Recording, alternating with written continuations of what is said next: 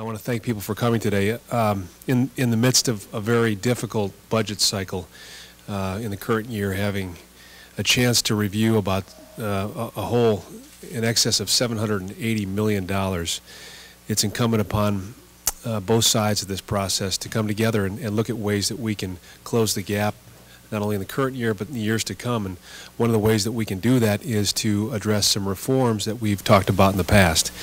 And specifically in the area of corrections, the Senate Republicans have engaged in an open dialogue on the subject and have come up with a series of reforms and recommendations for reforms in the years to come. I want to give the mic over to Senator Kuipers in a second, but I want to, before I do that, thank Senator Kuipers, Senator Cropsey, and the subcommittee that did a lot of work on this subject and put together a recommendation that we can use as a guidepost moving forward, and work with the administration to find as many ways as possible to ensure public safety, because that is our #1 priority, and at the same time learn to deliver that service in a more cost-effective manner. And we think we've got some good ideas today. It's a great start down the right path, and I'd like to begin with Senator Kuipers. Thank you, Mike. What we are going to outline today are some of the recommendations that come out of the subcommittee report that we issued some time ago. We don't view these as the be-all, end-all, but it is a good first step. And we believe that some of the savings that will be recognized as part of the bills that we hope to be moving out of the Judiciary Committee over the next few weeks will not only result in savings to the Department of Corrections, but also will result in savings to the local units of government.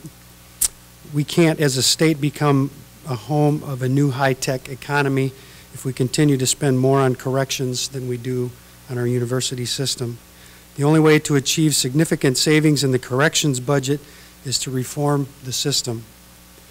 To close prisons and let out felons without addressing the structural budget problems is to bury our heads in the sand and hope the problem goes away. Currently, Michigan has a recidivism rate of well over 60%. If we're going to do anything to lower our costs as a state, we have to do some things to lower our recidivism rate, and this package of bills gets at that issue. Last session, the Subcommittee on Prison Reforms and Public Safety was formed to conduct a review of corrections. These reforms are a result of that subcommittee's findings and recommendations. Senate Bills 473 through 478 and Senate Resolution 41 are just the first step toward fixing the core spending problems in the Department of Corrections. We will continue to keep improving efficiencies in the DOC as a top priority. Let me give you just quickly an overview of what these bills do. Senate Bill 473, sponsored by Senator Barsha, would require counties with video teleconferencing technology to use it for certain court proceedings to save on prisoner transportation costs. My bill, Senate Bill 474, establishes a series of 5 conditions that a prisoner must meet to be able to be paroled.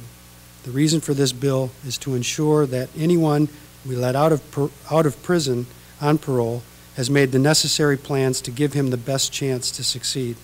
It is about trying to reduce our recidivism rate and protecting the public.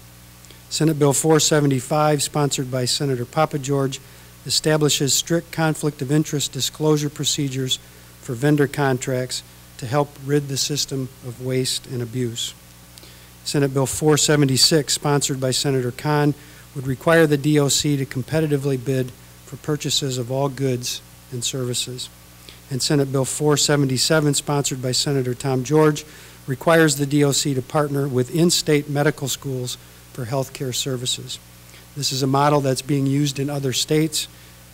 In those states, it's being used quite effectively. We believe that it's a model worth exploring here in Michigan.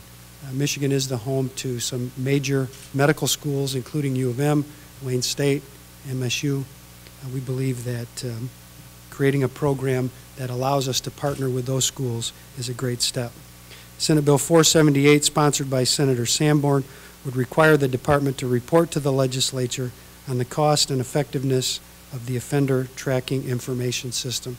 And finally, the last item is Senate Resolution 41, sponsored by Senate Majority Floor Leader Cropsey. SR 41 urges the Corrections Department to implement non-denominational prison congregation programs within our prison. We currently have two that are being formed right now, both in Ionia and Muskegon. We believe that the outcome of those prison congregations within the prison walls, partnering with churches on the outside, will certainly go a long way in helping to reduce our overall recidivism rate. I would invite Senator Cropsey to come forward at this time to give a few more details on his resolution. Well, thank you. When we take a look at the whole area of prison reform, one of the key things is what is recidivism rate and trying to measure success as opposed to measuring failure. Too many times we only take a look at as the recidivism rate, and what do we mean by that?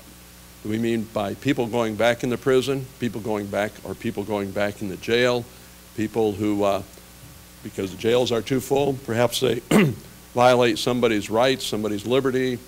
Do they just stay out on the street, but perhaps under more intensive probation or parole?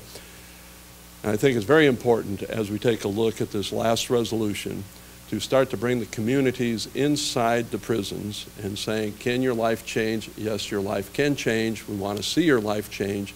And for them, as they are coming out, to have a relationship with especially a faith-based institution, to have a relationship with the people in that institution that will be mentoring those mainly men, and some of the women, to be mentoring them so that they have a stake in the community and a much less chance of actually harming people when they're on the outside, because they have a support group then that's been meeting with them on the inside, and as they come out, that support group is still there to help meet their needs and to encourage them.